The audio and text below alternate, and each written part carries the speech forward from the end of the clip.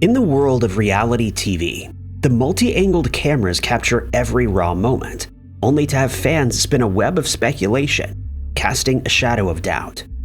Sometimes those musings surpass hypothetical scenarios and instead merge into unexpected twists of the truth and take on the forms of true scandals. Number 10. Viewers from all over the UK slumped into their sofas to watch their all-time favorites of Countdown, The Chase, Eggheads, Mastermind, Come Dine With Me, and many more. Each show offered a new set of contestants, premises, and noteworthy awards. These game shows were a staple in many British households, which saw thousands of viewers daily and a boatload of money from at-home contestants. For viewers, these game shows gave them a chance to see the rawness of contestants, their interactions, and their reactions to either winning or losing. Not only was it at times dramatic, but these channels were engaging and even gave those at home a chance to win too by offering call-in competitions. But on the other end, the ring in the studios would send chills down the operators' spines as they thought, could they be the next winner? It was all unprocessed, realistic, exposed. Well, so we thought. For several years, viewers watched as call-in contestants cheered with joy after being announced the winner, or those retired sighs when they made a crucial error. It turns out though, when it comes to UK TV game shows, these events were far from real and were instead part of an intertwined conspiracy of multiple shows. A multitude of audience members began to call into question the authenticity of these programs, prompting the British Broadcasting Corp to spark an investigation. They were soon alerted to a nefarious scandal that was kept under wraps, leading to speculation and outlandish accusations. It all began in 2007, when a mass cancellation of televised contests was rolled out in the wake of potential exposure of a secret affair. A thorough investigation followed, leading to the discovery of several radio and TV competitions being completely bogus.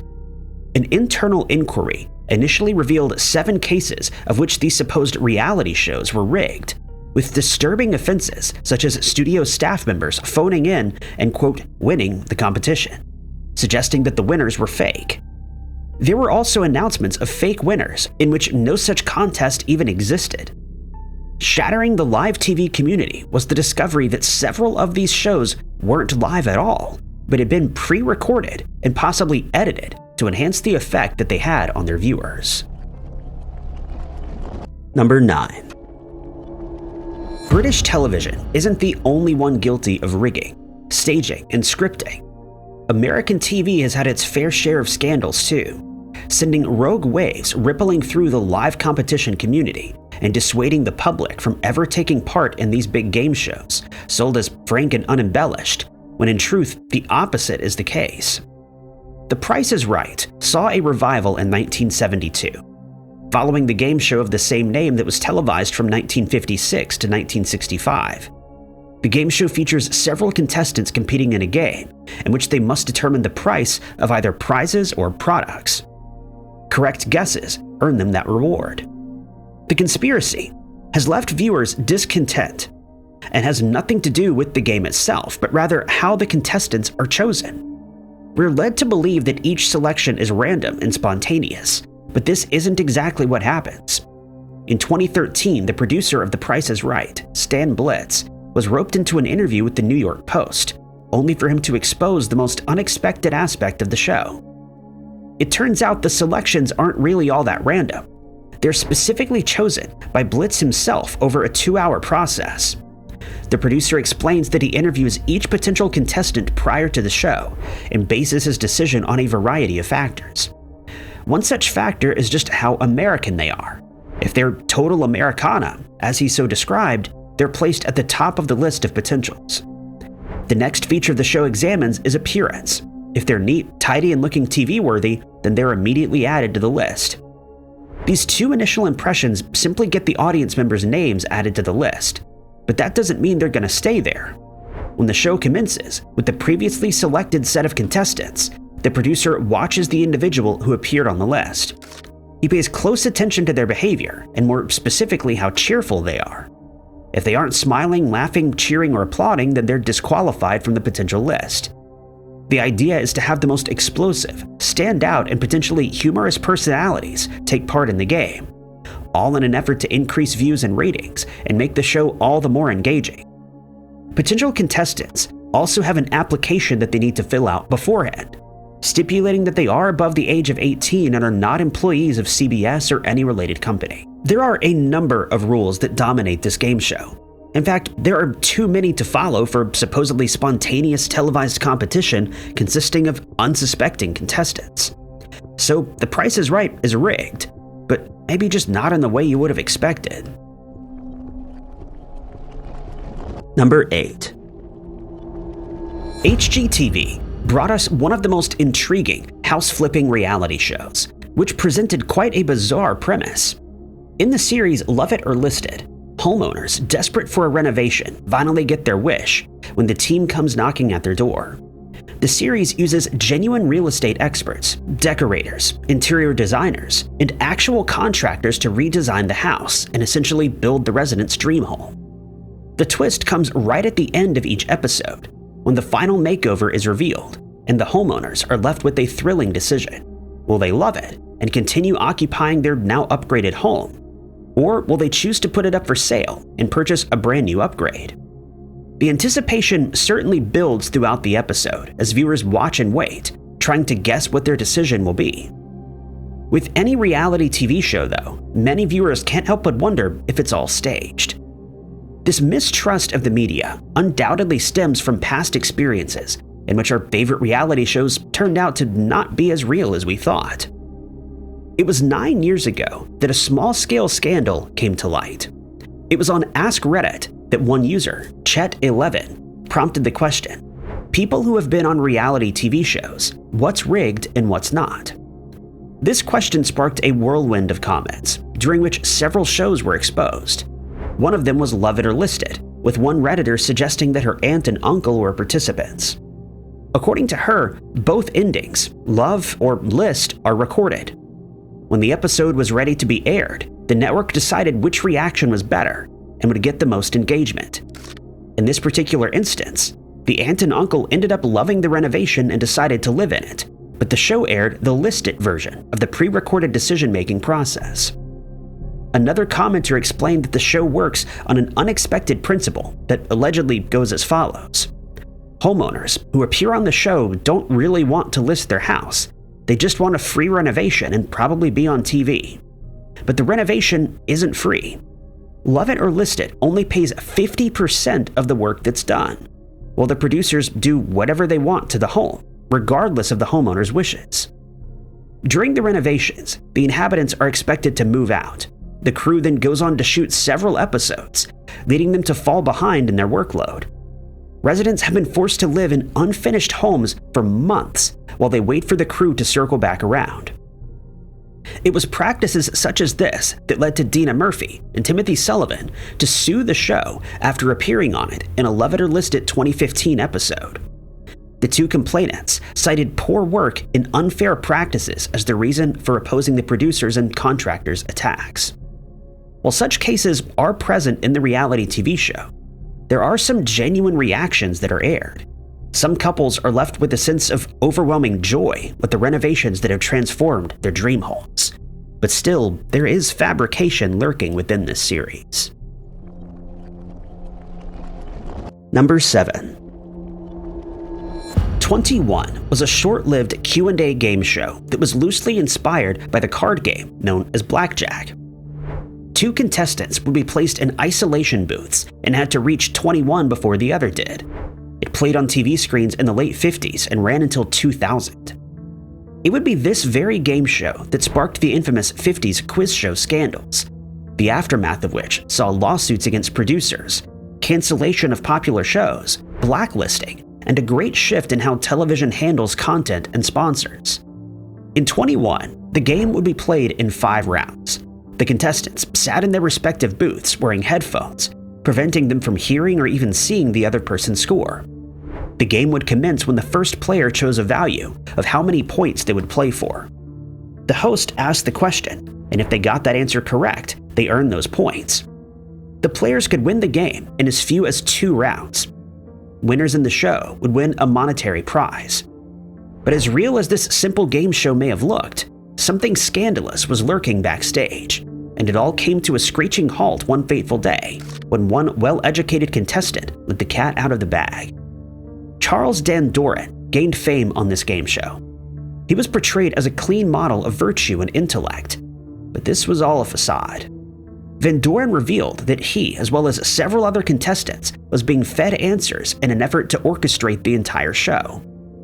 In doing so, the most popular game show of the 50s saw an enhancement in ratings and a spike in viewer engagement. Following Van Doren's confession, several other contestants came forward too, resulting in a great cultural shift in the public's trust in what's being televised for their entertainment. Van Doren's admission sparked an uproar of significant outrage. It was so serious that it even led to investigation, congressional hearings, and lawsuits. It was 21's rigging conspiracy that had essentially exposed a massive web of corruption present within the game show quiz industry. Number 6. In 2012, MTV brought us the most intriguing and addictive TV show that was packed with drama, outbursts, sadness, anger, and love. It was Catfish, the TV show. The documentary-style television series that exposes the scary truth of online dating. The series began to follow the release of a movie directed by Ariel Schulman, the brother of Nev, who was the victim of an online dating scam. The term catfish refers to a person who creates an online persona using a fake identity, often making use of someone else's pictures and personal information. These individuals then form false relationships with social media users, the purpose of which may be for a variety of reasons, such as blackmail, financial fraud, embarrassment, or even an ex who wants to get their victim back. The TV show follows Nev and his co-host Max Joseph as they meet up with potential catfish victims and try to get to the bottom of the sinister scandal. They track down the catfish, arrange meetups, or show up at their doors demanding answers. The conclusions are drama-filled. Sometimes the catfish wasn't a catfish at all. Other times they were an ex or a complete stranger who wanted nothing more than to con unsuspecting individuals. The endings of each episode are often shocking, unexpected, and thrilling. It's for this reason that some fans and viewers couldn't help but wonder if any of it was staged, and even called into question both the legality and safety of these situations, with none of the individuals really knowing what they'll be walking into, unless they do know what they'll be walking into. It all started as a mere question in the minds of viewers. Is catfish that obviously fake? Asked a Reddit user. And how can anyone claim catfish isn't scripted? Asked another. The users said, think about it. How many people named as a catfish would stand idly by as they're filmed, confronted, and shamed? It was a necessary question that posed a great risk to the show. If anyone found out that the entire show was scripted, it might be the end of the most popular reality TV series. It turns out these thoughts and questions really did hold some water, leaving viewers with a sense of disappointment. It's the big confrontation aspect of the show that ropes the audience in. The reactions are often explosive, drama-filled, and supposedly real. These catfish are called for the falsifications and manipulations, while the viewers get to see them for the very first time after holding a relationship online. MTV executive Marshall Eisen brought devastating news about the show and answered those "is it real" questions. He revealed that the series isn't entirely scripted or staged, but some aspects aren't portrayed accurately.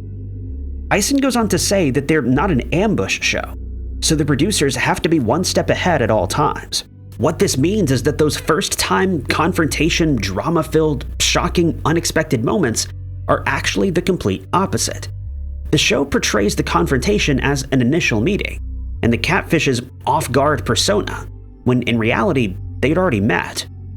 Prior to the shooting of each episode, the producers do their own research and track down the individual, revealing the first lie that Nev and Max are not the ones conducting the research that exposes the potential scandal. Then, the producers arrange a meeting with the alleged catfish, head on over and have them sign a waiver. They then perform background checks to ensure everyone's safety. The perpetrators aren't the only ones interviewed either. Those who write for the show are also required to meet with producers, answering questions, signing waivers, and undergoing background checks. Of course, this is all done for safety reasons, but it's also done to ensure that the write-ins are genuine and have enough of a dramatic story to make it worth the episode. Number 5. The title of this reality TV show is self-explanatory: Married at First Sight. Starting off as a Danish production in 2013, it was sold internationally and began airing in America on FYI and Lifetime. The show features several couples who are meeting up for the first time. The only problem is they're meeting up at their wedding. Each season follows 3 to 5 couples who are matched by experts on the production team. They never meet one another, nor do they learn a single aspect of who they're marrying until the wedding day. Following the initial wedding episode, the couples are followed to their honeymoon and even to the day they move in together. The show continues to film how the pair get along, as well as some background interviews of each partner, until the very end of the season, with the final episode of Decision Day. It would be in this episode that they'll make their decision of either staying together or getting a divorce. The drama in this show is rife, and its premise is so incredibly outlandish that it makes one question if any of it is even real. It's a valid question, one that certainly carries a lot of weight though.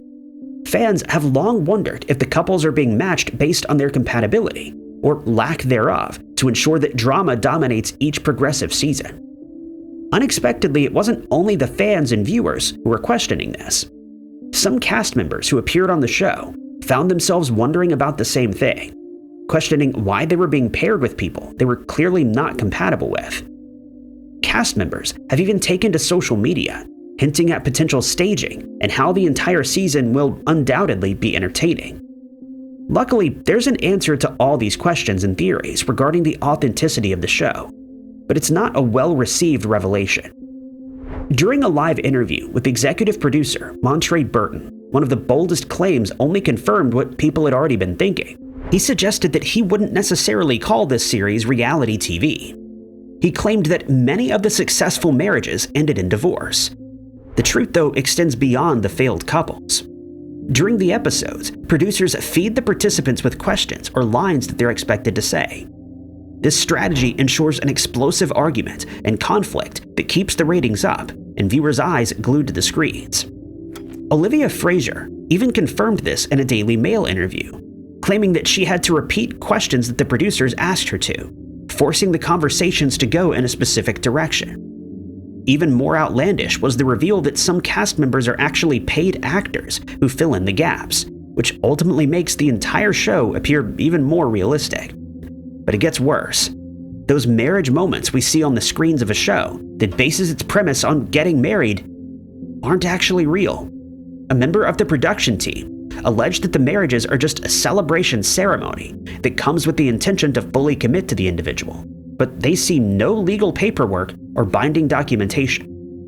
There are several aspects of the show that suggest it could not even be considered reality, from the couples being forced to stay together to the intentional ill pairings of participants. Number 4.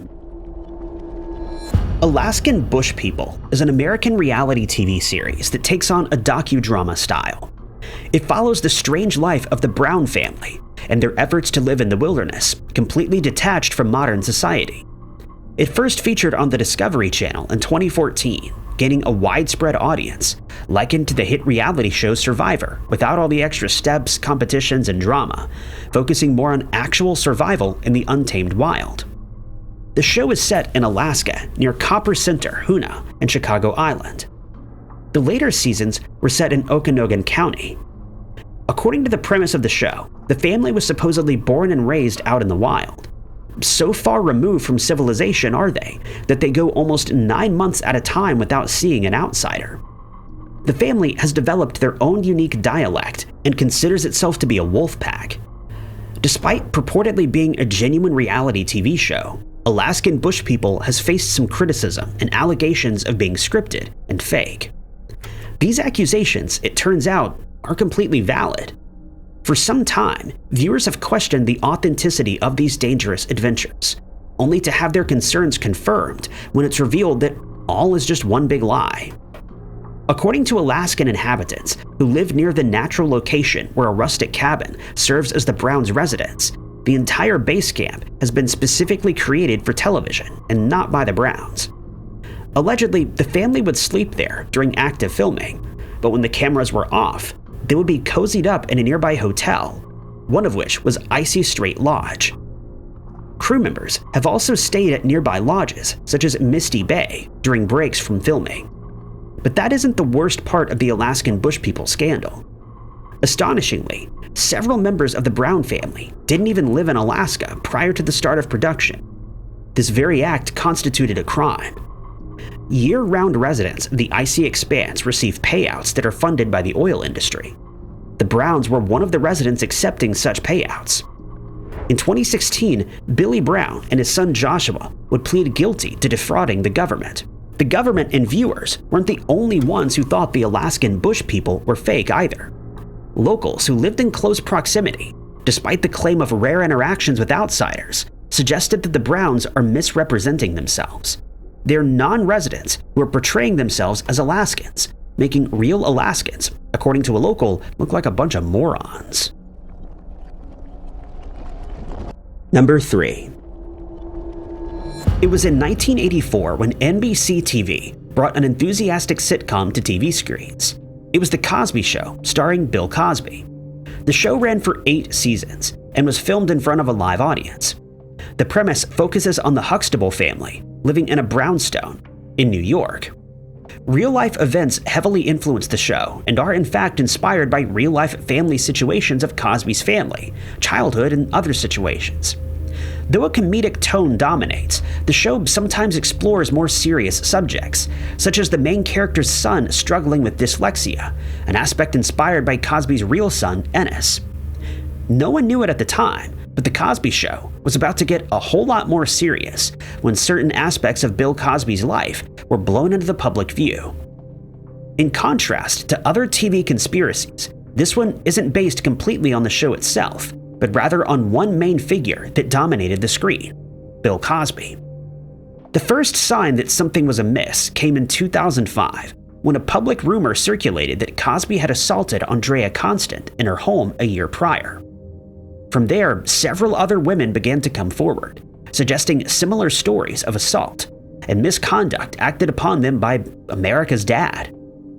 The accusations were wild and certainly garnered much more attention for Cosby and even his show. The bizarre allegations suggested quite an extensive history of inappropriate behavior that seemed to stretch as far back as the mid-60s. Women, including Wendy Williams and Joanne Tarshis, began citing the sketchy history while The Cosby Show was airing. Even though their claims were published in tabloids such as the National Enquirer, their concerns went largely ignored. Then, in 2014, it finally happened. Bill Cosby's downfall had begun. Several women came forward to testify against the celebrity, revealing an atmosphere of incredible darkness that contrasted with the coziness and warmth that dominated his on-screen persona. In 2015, Cosby was charged with assault of a university employee, the woman who began the entire thing, Andrea Constant. The charge warranted further investigation into several other claims, and by 2018, he would find himself convicted of 3 counts of aggravated indecent assault. Number 2. Reality TV's very own Stanford prison experiment came in the form of the hit reality TV show Love is Blind, a Netflix dating show. The series shows the enactment of an experiment in which participants will date, fall in love, and get engaged, all without seeing one another during its entirety. Throughout the 9 seasons, many blind dating couples have made it to the altar and said "I do," but there's a significant number who have completely crashed along the way, ensuring drama and keeping the audience engaged. For some, critics and viewers have found themselves questioning a shared concern. Is Love is Blind real or scripted? Many reality TV shows have been busted for their staged interactions and false narratives, and given the unlikelihood of someone choosing to marry a person they just met, it's not a shock that the series was placed under the microscope. At the helm of exposing this partially scripted series were former cast members themselves. Several of them, who chose to remain anonymous, suggested that for 2 weeks, for 20 hours a day, they were forced to stay awake as filming commenced. The producers allegedly micromanaged every bit of the food they ate, and even their sleeping schedules were forced. While food and water were scarce on set, there was one thing that remained consistent: alcohol. According to unnamed production assistants, they were required to keep all drinks topped up at all times. While no one was pressured into consuming the alcohol, many of them chose to partake in drinking and ultimately became intoxicated, which often equaled drama. Along with living in sunless rooms, the cast also had their cell phones confiscated. They were not allowed to speak to any other contestant on the show and were escorted everywhere by production assistants. One of the most outlandish parts of Love is Blind is the allegation that producers even encouraged couples to either get married or break up right at the altar, depending on what they deemed more entertaining. The actual marriage ceremony wasn't real, since there wasn't any legally binding documentation. This meant that couples could get married for the cameras, and if they chose, go their separate ways after filming. Not all the contestants gave in to this pressure, though. Some of them decided to make their decision for themselves, either breaking up or getting married, regardless of the encouragement. Adding to the show's seemingly staged nature was another allegation from former contestants, who claimed that not even some of the things they said on the show reflected their actual character. Some of them were required or encouraged to say things in a certain way to make conversations more dramatic, fiendish, or overindulgent. The word overindulged certainly fits in with this questionable series, and almost every other reality TV series that peddles a non-existent drama for effects and ratings. Number 1. Big Brother is a competitive reality show that sees a rather strange premise. A diverse group of participants is required to live together in one isolated house, which is under constant surveillance, offering supposedly raw drama and intense scenes.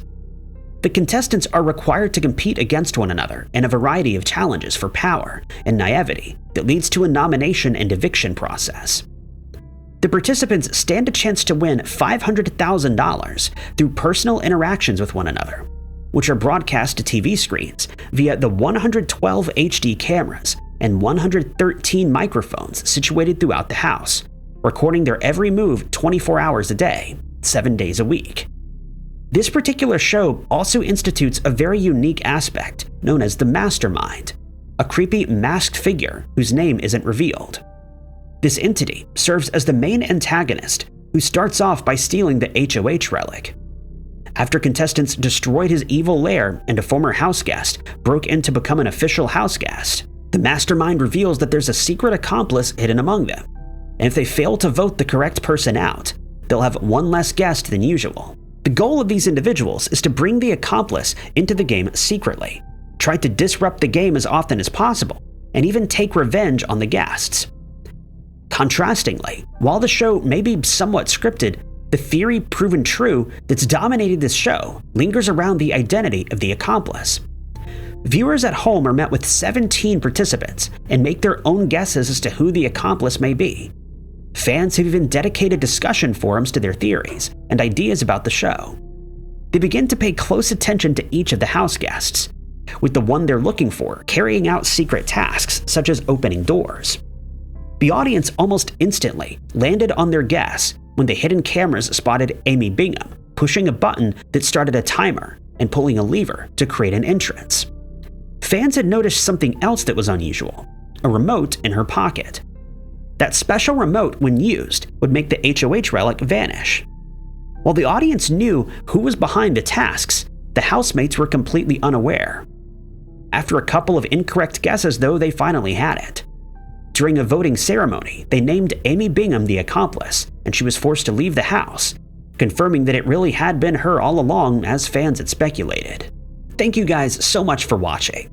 If you liked this video, be sure to hit that like button. Also, don't forget to subscribe and click that notification bell to keep up to date with all of our future uploads. But my name is Ty Knotts, and I'll catch you guys in the next video.